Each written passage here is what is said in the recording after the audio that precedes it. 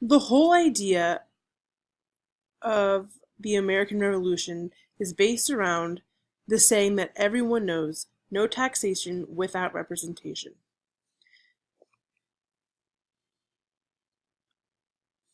There were three acts passed by the British Parliament that had eventually led the colonists to the Revolution.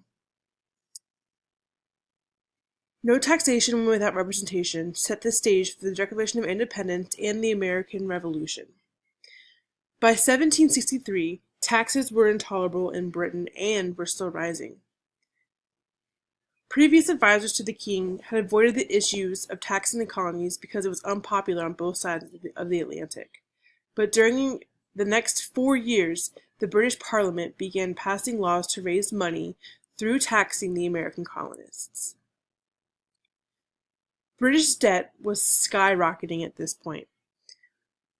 The past 4 wars, including the French Indian War, which is seen here in the picture,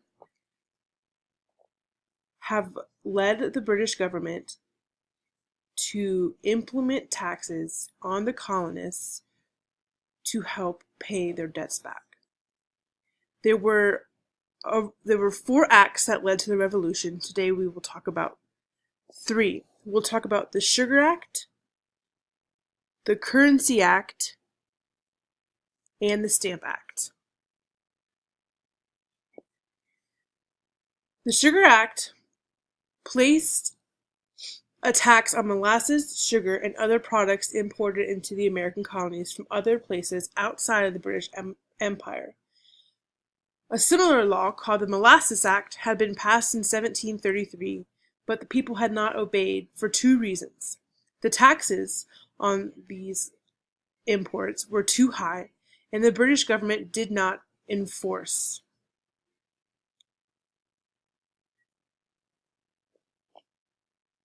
The British Parliament became determined to enforce the new Sugar Act in 1764.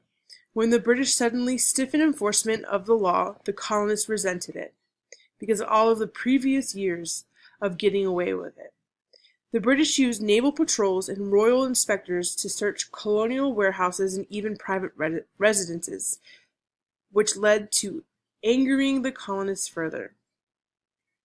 The British even offered to share taxes with any citizen who reported friends or neighbors who were smuggling any kind of imports.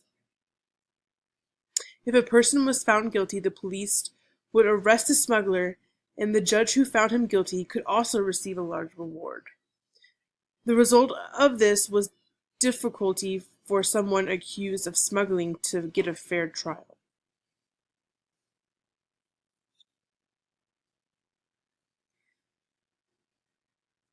Not long after the passage of the Sugar Act, Parliament enacted another new law, a law by which would plunge the colonists into a financial depression. Business had begun expanding quickly in the colonies, and for some time, small fortunes were already being made as the colonists began to develop a bountiful eastern half of North America. Shipping was already a big industry. Colonial shipyards were building 1/3 of all merchant vessels sailing under the British flag. To make business easier to pursue, the colonies created their own paper money. It was called the colonial script. It was money issued by colonial governments for the benefit of the people in general. British bankers didn't like this. With the companies printing their own money, America's economy appeared to be getting out of the control of Britain. So to prevent this, the British Parliament passed the Currency Act of 1764. This made colonial script illegal and forced the colonists to exchange it for British money, issued by the Bank of England. To make matters worse, British only gave the colonists 1 Bank of England note to every 2 notes of colonial script. All of a sudden, all American products were at half price. The Americans had to pay twice the price for all British products they bought. Cutting the money supply to the colonies in half caused tremendous financial problems.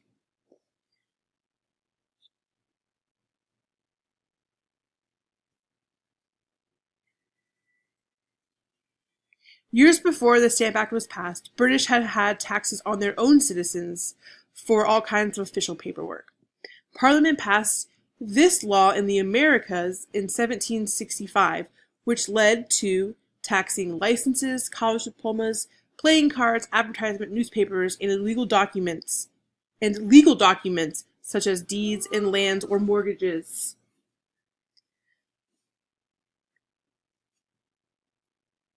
The act derived its name from the stamp on which was put on the document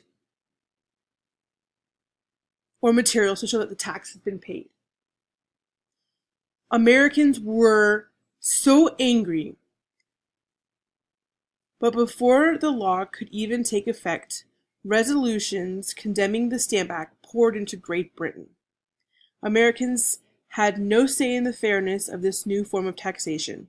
They had no votes in the British Parliament, and all across America, the colonies were crying out, taxation without representation. In the Virginia House of Burgesses, 29-year-old Patrick Henry denounced the Stamp Act in fiery terms, suggesting that the Stamp Act would eventually force the colonies to revolt and be the downfall of King George III. Henry urged fellow legislators not to turn back. He quoted, "If this be treason, make the most of it."